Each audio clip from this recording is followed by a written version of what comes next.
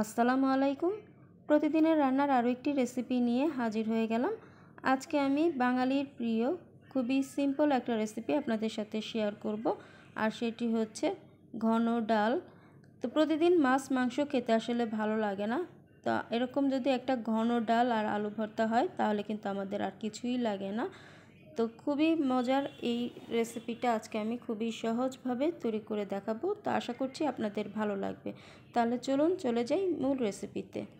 ঘন ডাল রান্না করার জন্য আমি এখানে হাফ কাপের মতো মসুর ডাল নিয়েছি। তো এবার আমি ডালটাকে ভালো করে ধুয়ে পরিষ্কার করে নিব। তো এই যে আমি ডালটাকে ভালো করে ধুয়ে নিয়েছি। তো ডালটাকে ততক্ষণ পর্যন্ত ধুবো যতক্ষণ পর্যন্ত পানিটা পরিষ্কার না হবে, ততক্ষণ পর্যন্ত এই ডালটাকে ধুয়ে নিতে হবে। তো এই যে এখানে আমার ডালটা কিন্তু ভালো করে ধোয়া হয়ে গেছে। এরপর আমি এখানে কড়াই ভরে পানি নিয়ে নিয়েছি, যেহেতু ঘন ডাল রান্না করব, তো এই জন্য পানির পরিমাণটা ওইভাবেই নিয়েছি। তো এখন আমি এর মধ্যে উপকরণগুলো অ্যাড করে দিচ্ছি। তো আমি এখানে প্রথমে দিয়ে দিয়েছি পেঁয়াজ কুচি, আর দিয়ে দিলাম এখানে কাঁচামরিচ কুচি। তো কাঁচামরিচটা আপনারা যতটুকু ঝাল খাবেন তো সেই অনুপাতে অ্যাড করে দিবেন। এর সাথে দিয়েছি আদা রসুন বাটা, জাস্ট হাফ চামচের মতো, স্বাদ মতো লবণ দিয়ে দিয়েছি, আর এখানে জাস্ট সামান্য একটু হলুদ গুঁড়া দিয়ে দিয়েছি। এখন এর মধ্যে দিয়ে দিব তেল।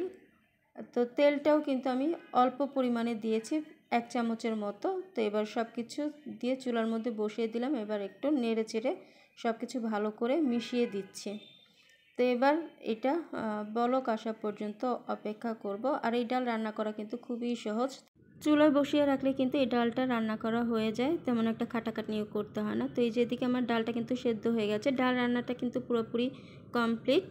তো এবার আমি এর মধ্যে জাস্ট এক ফালি তেঁতুল দিয়ে দিলাম। তো তেঁতুলটা হচ্ছে অপশনাল, চাইলে আপনারা স্কিপ করতে পারেন, তবে তেঁতুলটা দিলে ডালটা একটু টকটক হয়, খেতে ভালো লাগে।